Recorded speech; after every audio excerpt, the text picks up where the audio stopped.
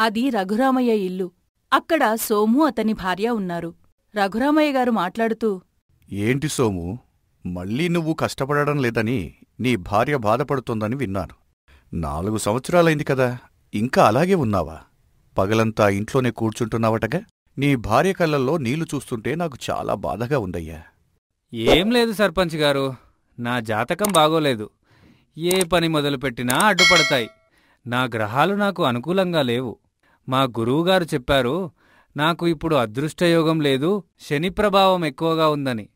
అందుకే ఇంట్లో కూర్చున్నాను. బయటికి వెళ్ళినా లాభం లేదు కదా, అంతా నష్టమే వస్తుంది. 4 ఏళ్లైంది పెళ్ళై, ఒక్కరోజు కూడా సరిగ్గా పనికి వెళ్లరు.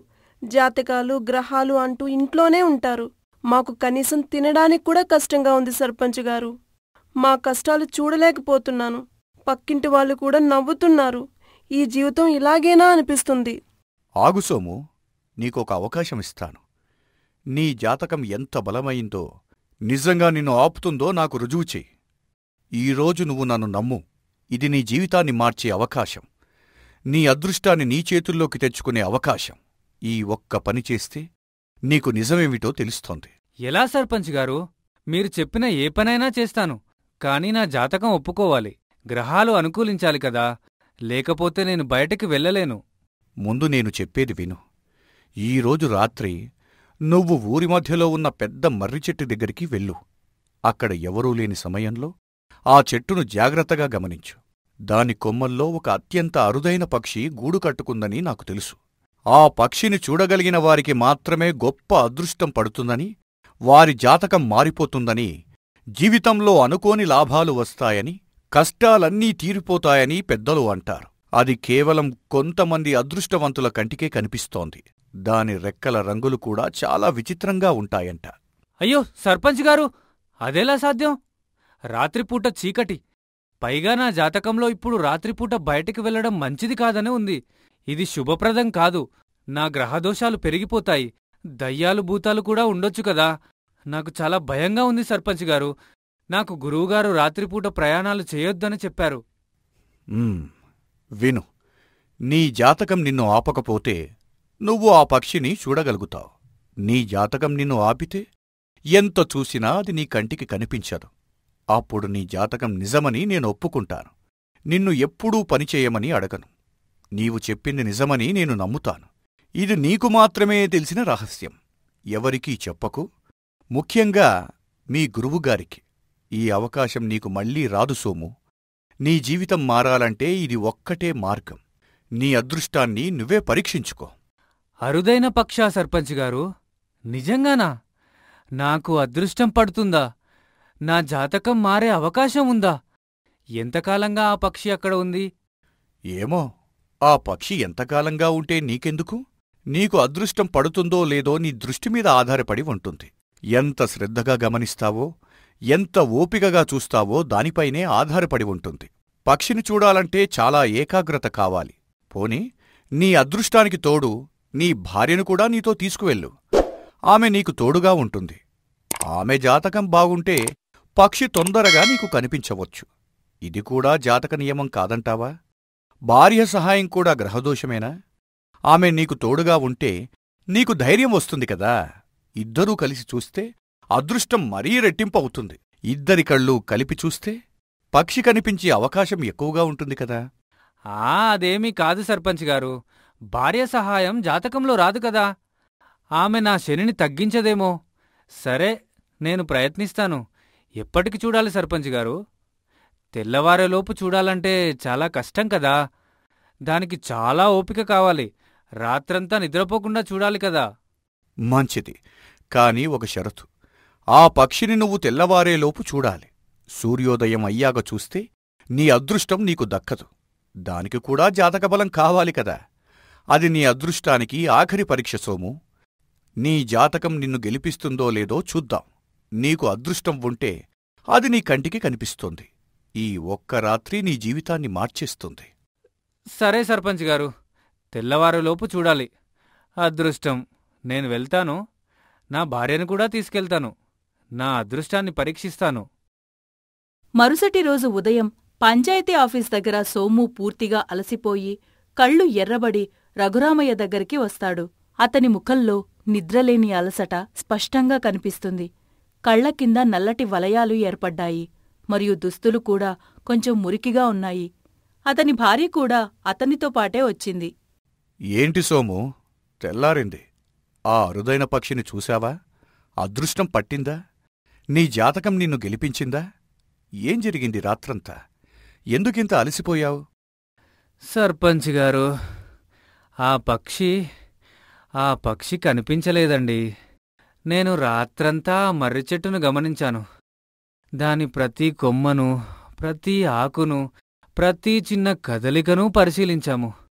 కళ్ళు అలసిపోయాయి, నిద్రలేదు, మా బలమంతా అయిపోయింది. ఒక్క పక్షి కూడా కనిపించలేదు. అదృష్టమూ దొరకలేదు. నా జాతకం నిజమే సర్పంచ్ గారు. నాకు అదృష్టం లేదు. నా గ్రహాలు నన్ను వదిలిపెట్టడం లేదు. ఈ శని నన్ను వదిలిపెట్టేలా లేదు.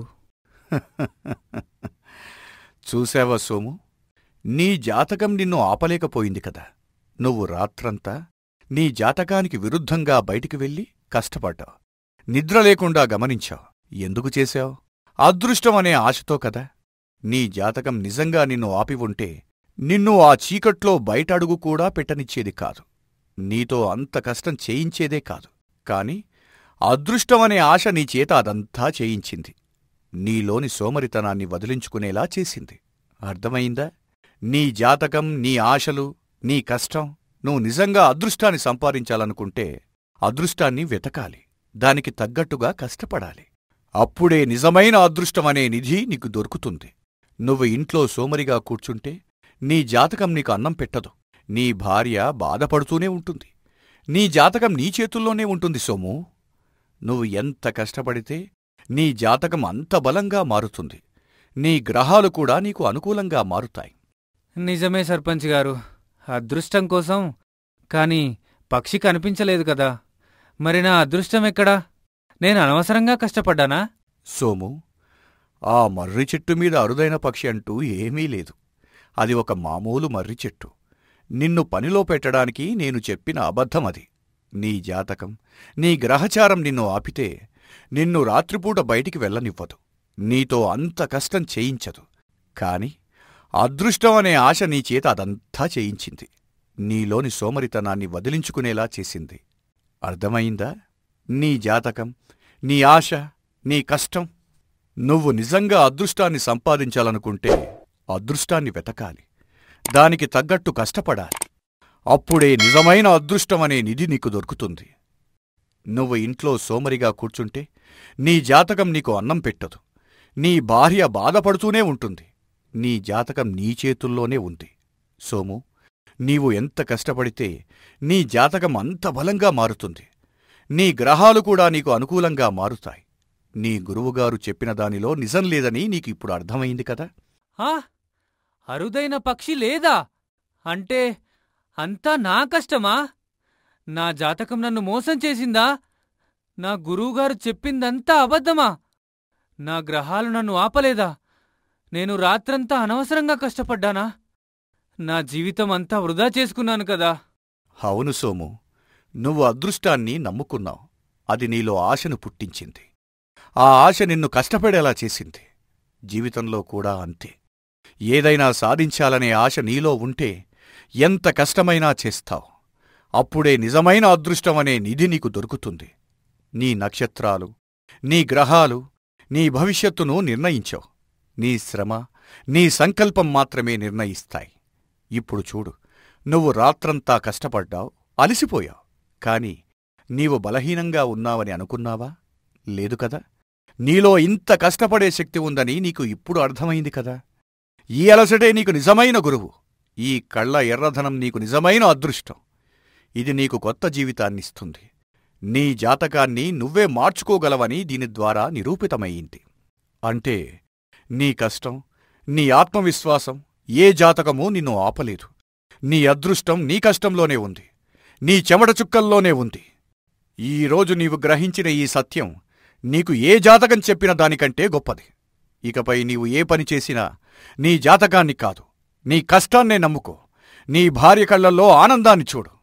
అది నీకు నిజమైన అదృష్టం. నీ భార్యకు ఇంతకాలం చేసిన అన్యాయానికి ప్రాయశ్చిత్తం చేసుకో. ఆమె నవ్వు నీకు నిజమైన అదృష్టం. ఆమె కష్టాన్ని గుర్తించు. ఆమెకు సంతోషాన్నివ్వు. నా కళ్ళు తెరిపించారు సర్పంచ్ గారు. నిజంగానే నా జాతకాన్ని నేనే మార్చుకోవాలి. నా సోమరితనమే నా గ్రహదోషమని ఇప్పుడు అర్థమైంది. ఇకపై నేను కష్టపడతాను. నా భార్యను బాగా చూసుకుంటాను. నాకు ఈ గొప్ప పాఠం నేర్పినందుకు చాలా ధన్యవాదాలు సర్పంచ్ గారు. మీరు నిజంగా మా మహేంద్రవనానికి దేవుడు. నా గురువుగారు చెప్పిన దానిలో నిజం లేదని నాకు ఇప్పుడు అర్థమైంది. నేను నా కష్టాన్నే నమ్ముకుంటాను. అయ్యా, నేను మీకు రుణపడి ఉంటాము.